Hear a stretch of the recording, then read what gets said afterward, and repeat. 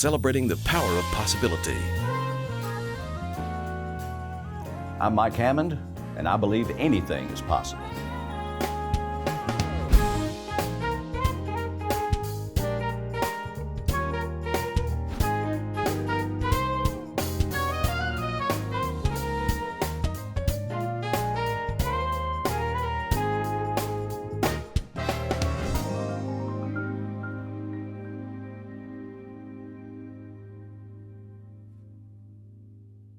Welcome to Anything is Possible. I'm Halloran Hilton Hill, and these are, of course, great stories about great people whose lives prove that anything is possible. My guest today is Mike Hammond. Mike, welcome to the broadcast. Well, thank you for having me. It's good to be here. Talk about anything is possible.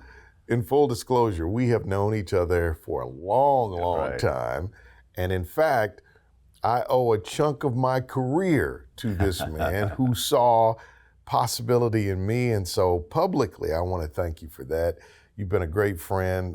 It was great to work for and with you through the years, and thank you for being here. Oh, it's good to be here, and I have appreciated our association and our friendship over the years, both professional and personal. Mike, man, let's go back. Where are you from? I'm from Hawkins County. I grew up on a farm in Surgoinsville, Tennessee. People don't know where Surgoinsville is. Nope. And then went to Churchill High School, graduated from Churchill High School, came to the University of Tennessee, and had a degree in broadcasting. And so I was in radio, as you know, for all of those years at WIVK and News Talk and Sports Animal. And then I got into politics. Let's go back to your radio journey, because our lives intersected around a broadcast company and some, really influential and important people. We met at the intersection of James A. Dick. Right? He gave both of us a great opportunity.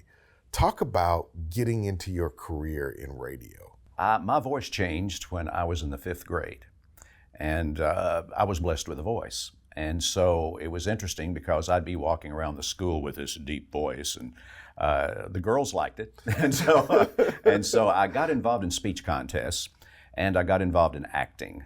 The drama teacher at our high school in Churchill came to me and said, "Would you consider trying out?" And I said, "Sure."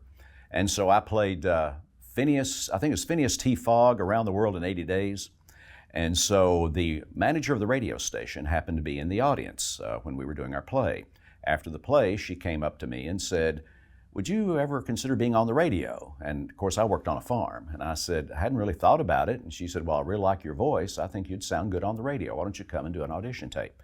So I did. I did the audition tape, was hired on the spot, and started working weekends at WMCH AM, a daytime only station in Churchill, Tennessee.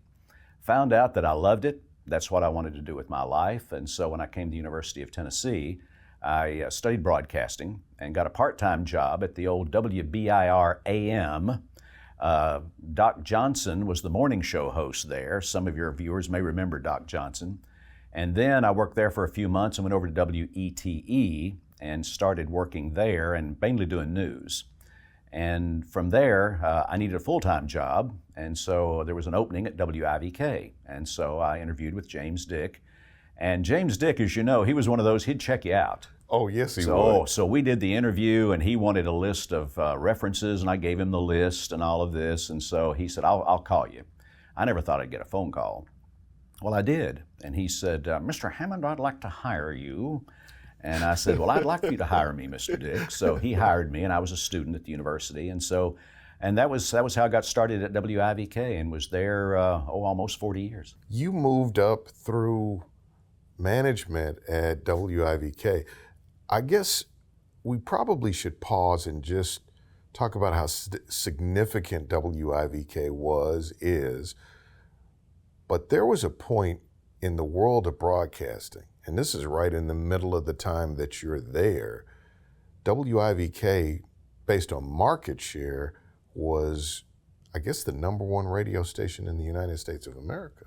It was the highest rated station. At one time, we had almost a 40 share of the market. Now, that's unbelievable now. Unheard 4 out of. of every 10 people were listening to WIVK. And when you go back and you look at it, You had Claude the Cat in the Morning with Lester and Old Man Schultz. You had people like Ed Brantley and Bob Thomas and Bobby Denton. You know, Bobby's a legend in his own right. And so the staff that James Dick put together was unbelievable. And then we started the news talk portion of things, and you came along with some other folks and really built that brand up. And so he had a knack for bringing people together, but not just bringing people together. He had a knack for developing people. Absolutely. And bringing together a team. And we were all working for the same goal, and that was the success of the company. And one of the things I've always appreciated about him was he said, if we're successful, you will be successful. And that was true. How did you move up through the company? Well, I started as part-time, and the news director left. And so when the news director left, Mr. Dick came to me and he said, I'd like for you to be our news director. And I said, Mr. Dick, I've never been a news director. I said, I'm only part-time. I don't have a lot of experience. I'd done some news at WETE. And he said, you're exactly what I want in a news director. And he says, what you don't know, we'll teach you. And I thought, well, that's fair. So I said, okay, I'll do it. And so I became the news director, and from then got into programming. And from there got into the management side of things and did some sales and marketing and those kinds of things. And when he bought the radio station in Birmingham, he sent me to Birmingham to run the properties down there. And it was a rock and roll station with a sports, it was called the Sports Jocks at the time, one of the first sports stations in America, by the way, on radio. And that was how we met, was the news talk station came on board.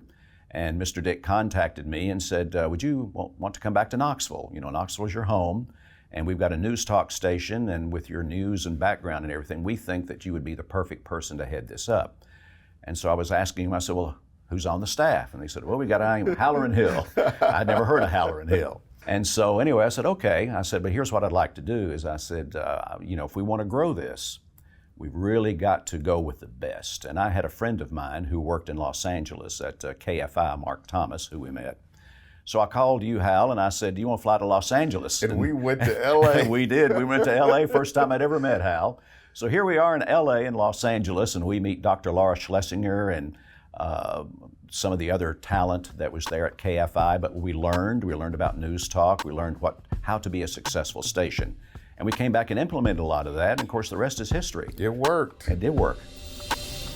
Possibility powered by Covenant Health, Home Federal, and the Knoxville News Sentinel. Now you can listen while you're on the go with Anything is Possible, the podcast.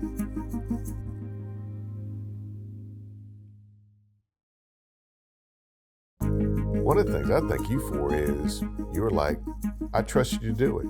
Go do it. But James Dick was that way. He was.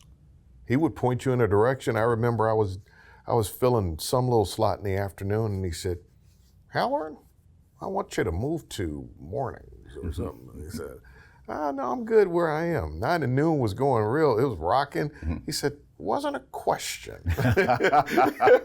I know. I used to tell people. He would throw us out there. Oh, he would. But it developed you. Did. What were you saying? No, you're exactly right. And I would tell people that, you know, he wanted you to do the job. He'd let you do your job. He would train you. He would give you the tools that you needed to get the job done. And I used to tell people that one of the loneliest times in your life is when you get that phone call and it's, Mr. Hammond, could you come to my office, please? And I'd walk down that hallway, and that was the loneliest walk because I knew I was in trouble when he called me Mr. Hammond. So. He had the most wonderful way of chewing you out and lifting you up. He did. Here's a James Dick thing. He hated waste. Mm-hmm.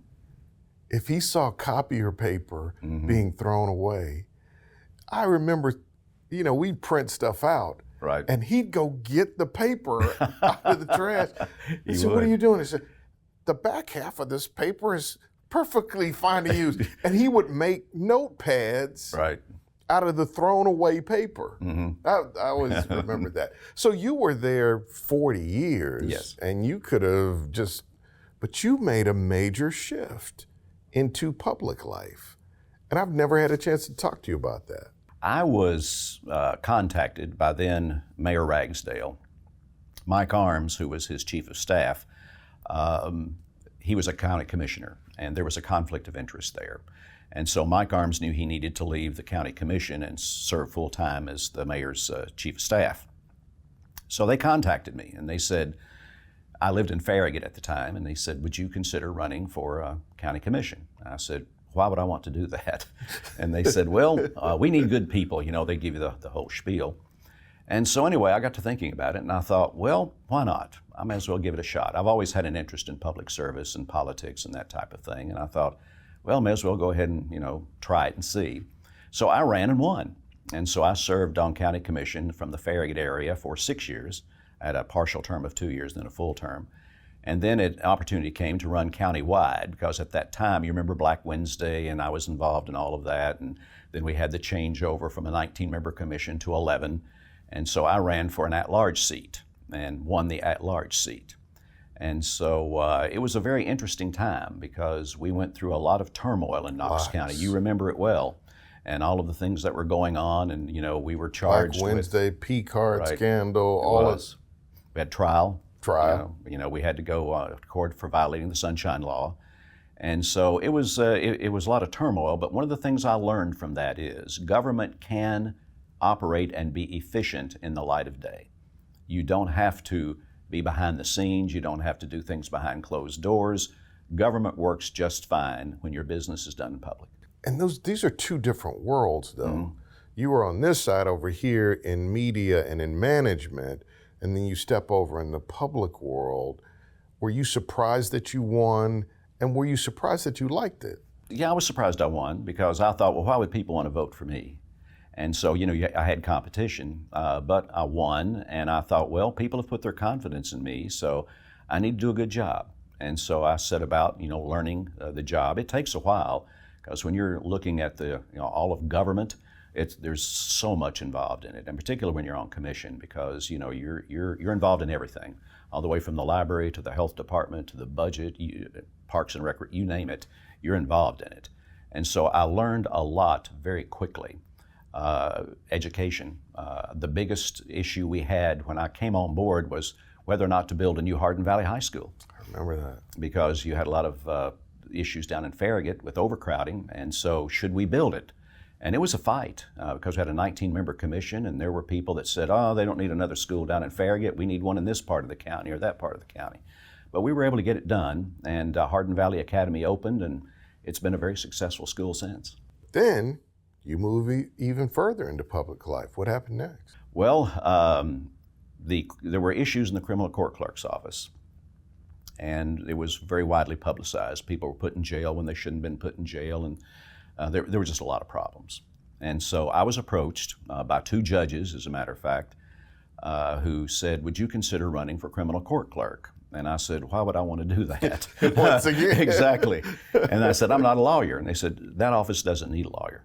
It needs someone who understands management and business and who can provide leadership. They said, you've got people that know the law. We can, you know. And so I said, well, let me think about it. And so I thought about it, and at the time I was being encouraged by, I said, a couple of judges and some other people who said, we really think you could do a good job and straighten that office out.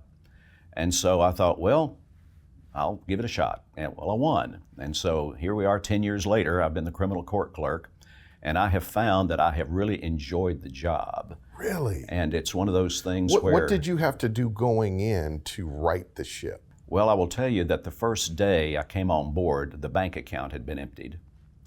We had no records of anything. My predecessor had just wiped out the office clean. Really? Yes. And when I had won the primary in May, there was not a Democrat opponent. The consensus was, let him worry about it, me being me. And so we walked in, and there were files stacked almost to the top of this room. The first month, and Richard Major, I hired him as my chief deputy, and that was a great hire because Richard's one of the smartest legal minds in Knoxville, and I relied on him a lot from the legal standpoint. But we got together and got our staff together, and in 1 month, we filed 200,000 files. I'm not exaggerating. 200,000 of stuff that was just strewn around in the offices and so forth. So that was our first task, was to get it straightened out. The second task was our bank account had been emptied, but Knox County gave us money to meet our payroll for the first 2 payrolls. So we got about the business of getting our money collected, because that's one of the mandates of the office. And so we were able to start collecting money and putting in some policies and procedures where we could get that done. And so it was a rough 6 months, but we were able to get it straightened out and right the ship, and now we're doing very well.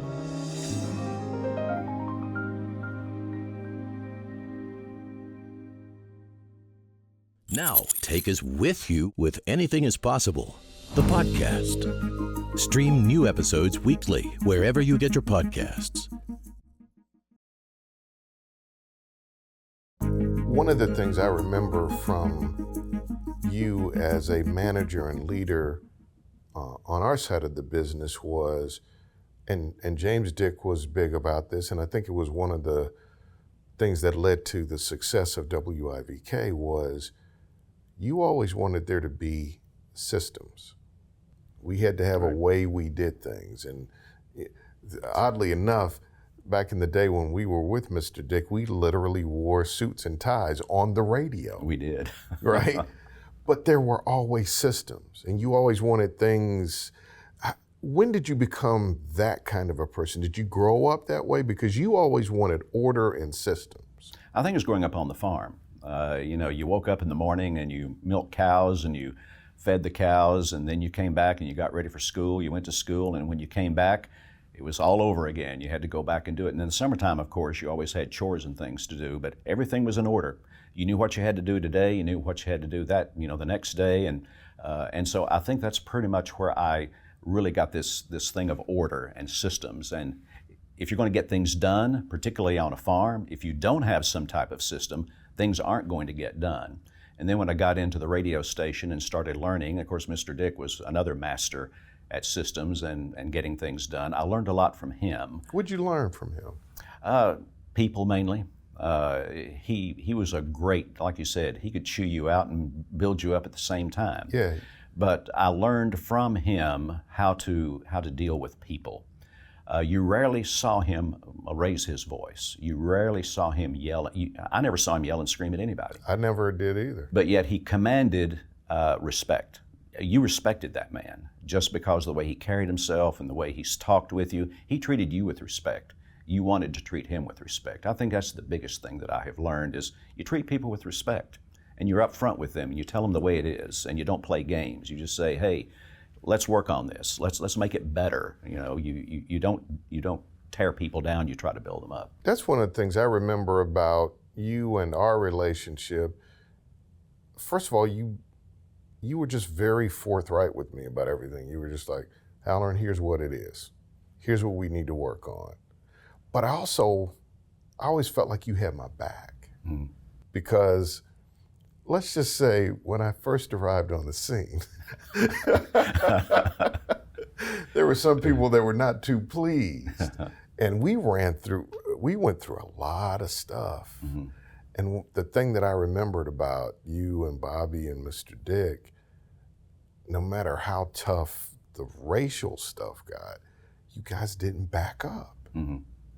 We've never talked about that. No, I think that one of the things about Mr. Dick was he was very involved in Knoxville College, and he got me very involved in Knoxville College. He wanted to see Knoxville College succeed. And so he was very, very much involved in uplifting the African American community. And so it was one of those things where, you learn, and as you're associating with people, you see, okay, there's some needs here, we can help meet these needs. And that was what I saw in him, was when he would see a need, he would want to try to help it, to try to build people up and to try to meet those needs. And I've always respected him for that. So what's next for you now? Well, I'm looking at running for Knox County Mayor, just to be quite frank. It's been in the news. And so I'm going to see how that works out. The reason I'm doing that is I've enjoyed being clerk. It's not a term-limited position. And people have told me, they have said, you ought to have your head examined. Why would you want to give up a position that's not term limited? Think about all of the inflection points in your life. They start with a question and you going, why would I do that? Right.